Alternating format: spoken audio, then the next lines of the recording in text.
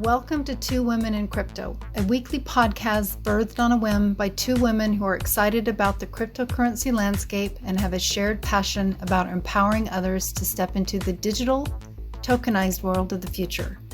We offer tips, tricks, and our own individual insights as to how to begin to navigate this shift. We are not financial advisors nor experts. We are just here to encourage you to look at the possibilities. So welcome to the future. You're right on time. Good morning. Good morning, Kelly. How are you? I am well. Excuse me. I am well. It's a beautiful morning. It begins to feel a little bit like fall is in the air already in the mornings here. Not where you're at. Nice. Nope. It's us. Hot, hazy, and humid in New York. It is the world. We're in Yeah. it. Yep. So I have a question for you. Okay. I have an answer, I bet.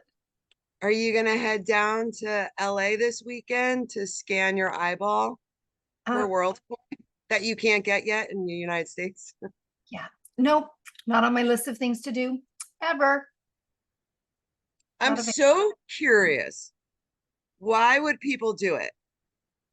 You know, I was leaning into that a little bit because, first of all, here, Two Women in Crypto, we're all about knowledge. And when we can lean in to understand what's happening out on the world's landscape, then we can make informed decisions, right? So we can understand what's happening in the world. I think people are just in the novelty of technology, which I get it. I don't think people really lean into what the overall arching agenda is or what the future really looks like. And I'm not saying it's right or wrong for an individual. I mean, I think you need to do you, whatever you want to do. But for me, it's definitely something that I will stay away from. But I think it's just wow, that's so cool, technology that. Okay, so those of you who are just joining us, welcome back. We kind of jumped right in. But WorldCoin, the mission of WorldCoin, created by Sam Altman, who also created ChatGPT. The mission is to create a world universal basic income by scanning your biometric data into a futuristic looking orb that will be in a city near you soon. Yeah, absolutely. It's kind of like this whole Terminator vibe in a way. If you want to go to the dystopian part of that, absolutely. But I mean, just in terms It of feels like that, though. yeah, It does feel like that. It's not. and actually, in no the bueno. no bueno. And in the links, we'll put a link to a video because I was listening to who was it? George Gammon. Was it George Gammon? Yeah, George Gammon this morning. He does a really good job. If anybody's a fan of George Gammon or not, doesn't matter. But he provides some really insightful information. So he does a really great job as far as breaking it down as to what their plans are and what they're doing. It's fascinating. It really is fascinating. It's a case study of humanity, really.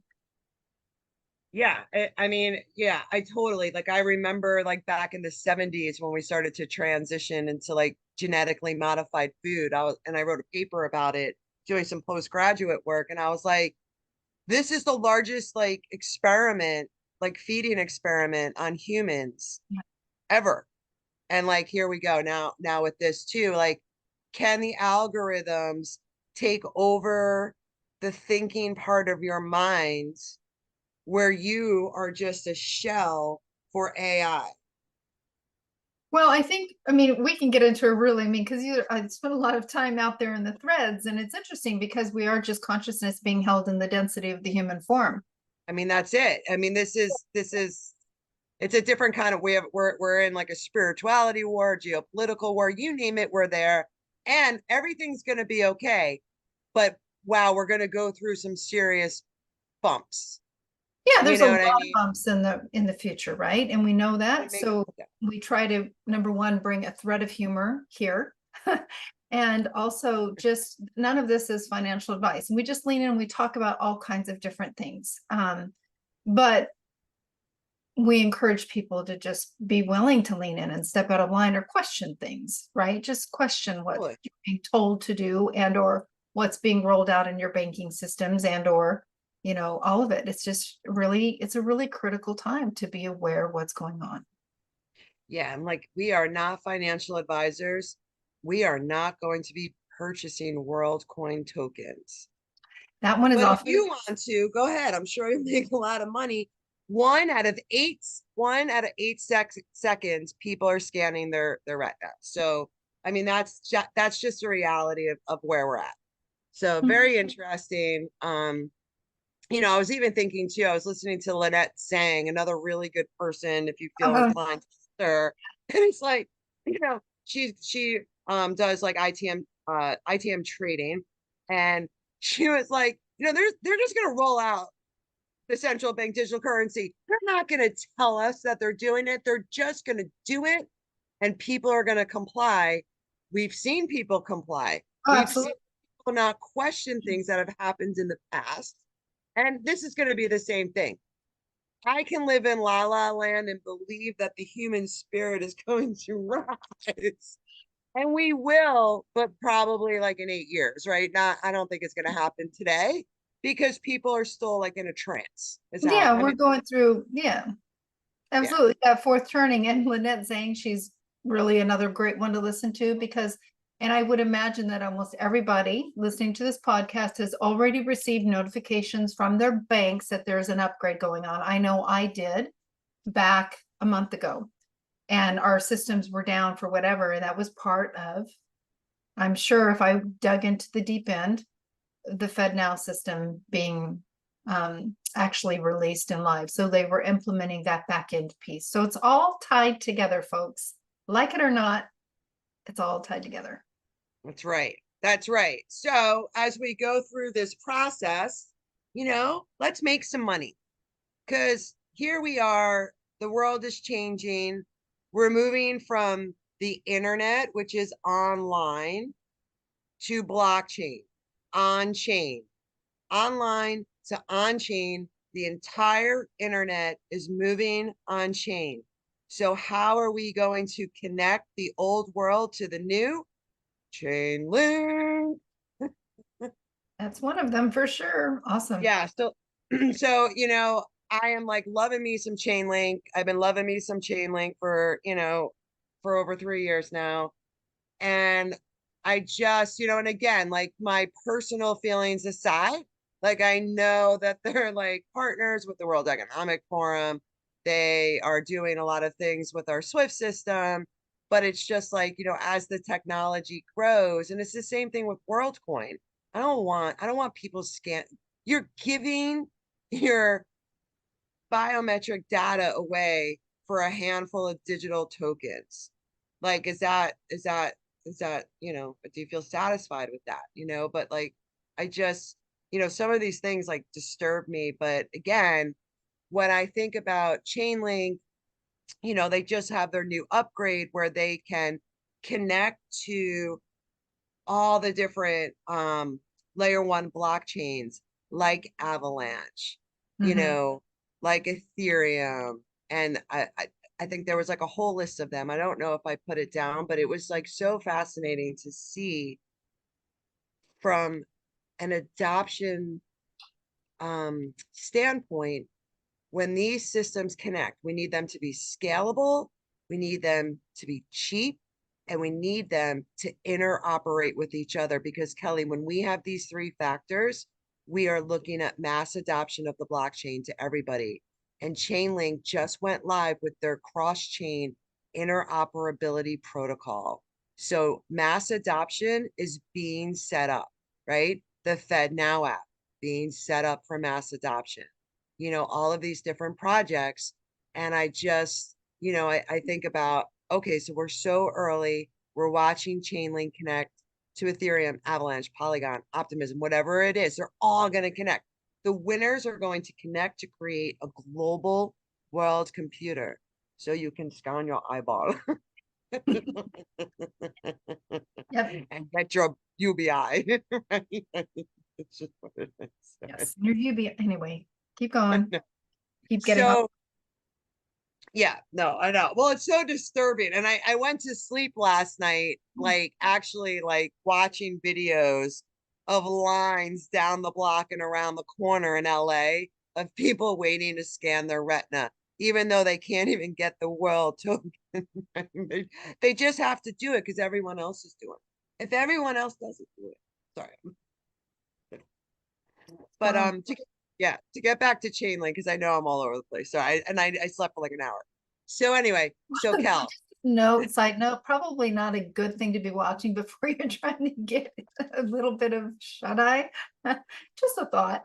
But but I teach crypto classes on Wednesdays and I get so excited because it's so awesome and I get so pumped up. You know what I I mean? get it. So that's just part of it. I get it. So yeah.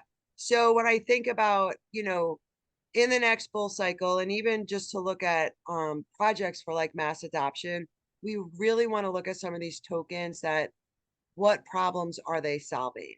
Are they developing currently on the blockchain? Like who is the leadership? And when I look at Chainlink, like they just check all of the boxes. And in order for smart contracts to work on a massive scale, which is really like the whole idea of digitizing, like all the businesses, all of finance, all of the stocks, right?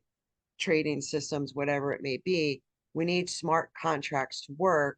So Chainlink can connect with the offline, the web too, right? If I'm placing a bet, a sports bet, if you bet, hey, I think that the Portland, whatever team's in Portland is going to beat your New York team, and they do, we would have an agreement for a smart contract. Chainlink acts as a bridge, an oracle to be like Kelly's team won. I'm taking that information from off chain onto the blockchain, execute that smart contract. Your earnings will go into your wallet. Yep. And that's the future of business and on how we're going to be doing business.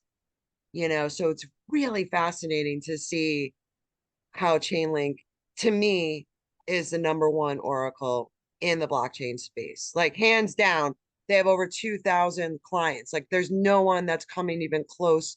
And we'll see what happens. But right now, there's no one close to Chainlink. Yeah, interesting. We've talked about it a number of times, so we'll see as it continues to grow. Definitely, definitely. And I'm looking at like all the different NFTs and things that are like coming out, like even like with Avalanche, like there's just so many cool projects that are going on. Like Avalanche just partnered with Amazon Web Services, right, to bring and Spotify. And we know that Amazon is looking to launch their NFTs. So again, to bring that oracle to be like, I need to bridge, Amazon Web Services to the Avalanche blockchain, right? I need to bridge the Associated Press with real-time news to the blockchain. It's all going to be Chainlink, in my opinion. I'm super excited about it. Awesome. And again, none of this is financial advice. So yeah. We do not know what we're doing. No. We're just two ladies with gray hair having a chit chat Over about coffee. orbs. Right. Right. Aliens, live, Congress. Look it up. We have too many things to talk about. We could just go to I want to say they released the Kraken, but they released like all of these congressional bills yesterday. So, we're looking for signed legislation to have cryptocurrency. Um, you know, right? So, of course, I'm looking at the congressional hearings when I come across these. There are aliens, like we've seen them 500 times a year. Like, okay, whatever. But so to get back to crypto, good news, Kel. Today, the stablecoin bill gets released. Okay. Okay, yesterday it was regulatory framework. We're going to have 5 bills. One of the bills, very interesting, is to allow people to maintain sovereignty through becoming your own bank. So we're going to probably need a bill signed to make sure that people who are critical thinking and not trusting of all of these systems, that we have options. Right. I don't want it to be legal that I just have my Engrave wallet or my Keystone, my SafePal, my Ledger. We want to be able to you know, not break any laws, but at the same time be our own bank. Right. Absolutely. Because when you're not your own bank, what happens? We scan our retina. Um, that's what happens. We use the orb. But again, it goes back to what's going to happen in 2024. 2024 is the year of the dragon, and so much next year is going to take place on this whole landscape. All these pieces are just getting placed. Yeah, and I love it because it's going to be looking at like legislation being signed, the spot ETF. Ethereum's going through a big time upgrade right now that's going to allow people to keep your private keys and like maybe be able to, if you lost them, a way to get your funds back, but to keep everything private. I'm very curious to see how this plays out. But like I see a lot of these systems becoming more scalable. The fees are going to go away. I think they're all going to connect to Ethereum. And then how long would it be for the spot beat the Bitcoin spot ETF to get approved? And then Ethereum's going to be right behind Bitcoin. Yeah. Sign legislation, Bitcoin halving, and these are the recipes for a magical bull run to happen. Yeah, it absolutely is. So yes, indeed. So again, we always say you're not, you're not too late. You're right on time. You still are, if you choose.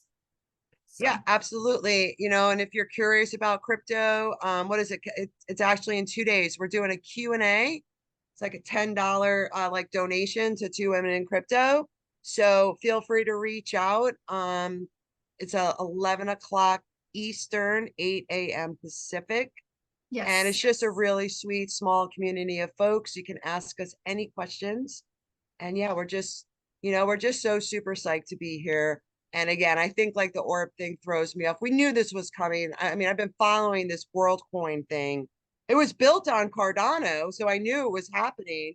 But and they target like, you know, poorer communities. But everything's moving to Ethereum.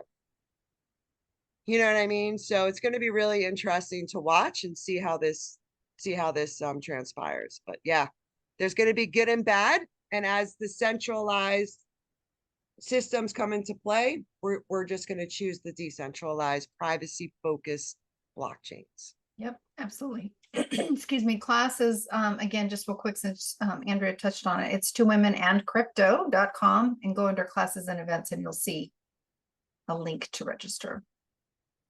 Awesome. Awesome. Yeah.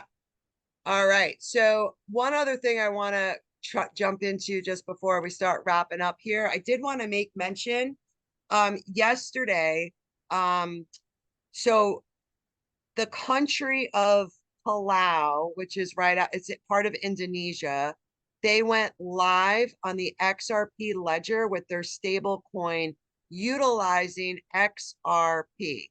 Congratulations. Mm-hmm. Well, the SEC is trying to stop innovation, driving developers. The future of finance is on the blockchain and technology, and our government is pushing really talented people to Singapore and Dubai and other countries. Congratulations, Gary. The equity and inclusion is really working, right? It's really nice, you know what I mean? So I find that very interesting. But let's keep things in perspective. There's about 20,000 people that live in this tiny, it's beautiful. It's a coral reef island of Palau, but 20,000 people, really good test. All the central bank digital currencies are going to be tested with very small countries. Right. This Yep. is how we're going to start. Yep. And I know I just wanted to touch base because, I know you kind of keep your tabs on Elon Musk and do some research, but just super interesting. Elon Musk created PayPal, and the first name of PayPal was X, and the Yep. mission of PayPal was actually to provide an alternative currency to our system. It was. So Elon Musk bought Twitter specifically for the creation of the super app. let's see how this plays out. He's It's gonna be holding the intention to have about 50% of all the transfer of value through the internet, right? The internet of value will be done through this super app on Twitter. He hired the CEO from the World Economic Forum. I don't trust him. I don't trust, I verify. right. And that describes the blockchain. So I want privacy, I want anonymity, I want people to do the right things, right? So, but yeah, do you have anything? Because I know you follow Elon. It's very interesting. So much speculation about Dogecoin, XLM, XRP. Who knows? But if you hold any of those coins, I would hold on to them for a little while, Yeah, just no, to see how it plays out. yeah, I mean, I think, and I'm certainly not a master at what Elon does, but I do find him very interesting. I've been finding him interesting for years. I think he speaks in a riddle, he speaks in code. Everything he posts is done with so much intention, and there's always subsequent layers to everything that he writes, right? I mean, that's just riddle after riddle. So I find him fascinating to watch.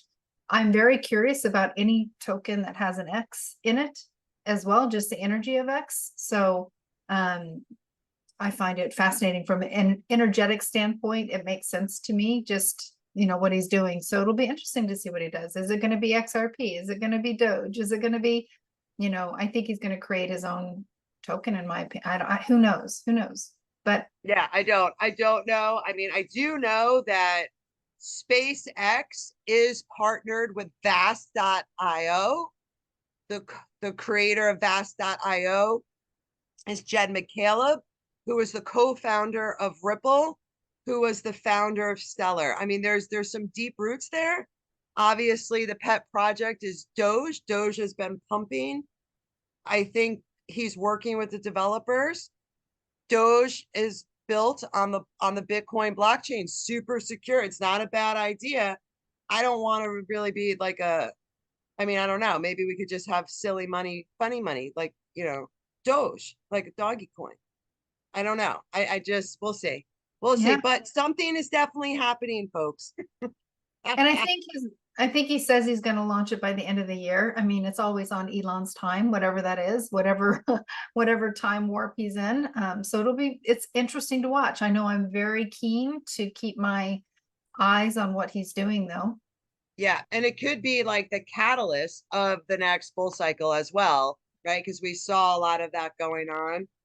And for people that hold Shiba Inu, they're getting ready to launch their metaverse Shibararium. So Yep. keep an eye on that. So that's Yep. kind of been exciting too. Yeah, I think those that have been holding Shiba Inu, and there's also Shiba Inu out there. If you're interested in another quote unquote shit coin, as they like to refer to it, or a poo coin. But interesting. Yeah, yep, yep. So awesome. I mean, there's so many different fun projects out there. And like I said, if you're curious, $10, just come ask us anything, any questions. Saturday, we're looking forward to it. Yep, But yeah, great group of people that get together. So yeah, well, anything else as we step into the end of July? Can you believe this? Oh my gosh.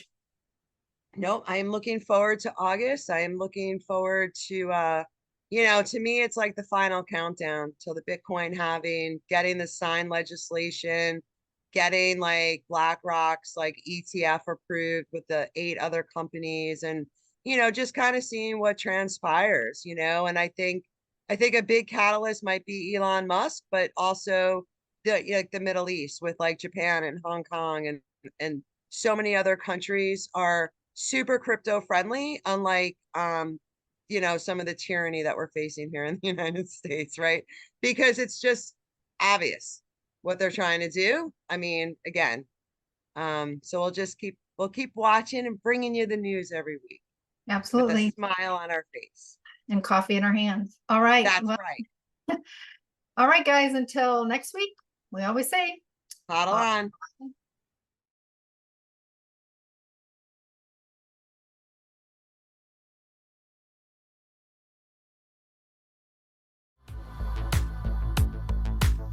your hosts for Two Women in Crypto are Andrea Caldero and Kelly Lair. You'll find more information and details regarding the Two Women in Crypto membership educational and informative class and event offerings, and more via their website, twowomeninCrypto.com. Both Andrea and Kelly are available for speaking events and offer private consultations focused on helping individuals navigate the future. Until next time, huddle on.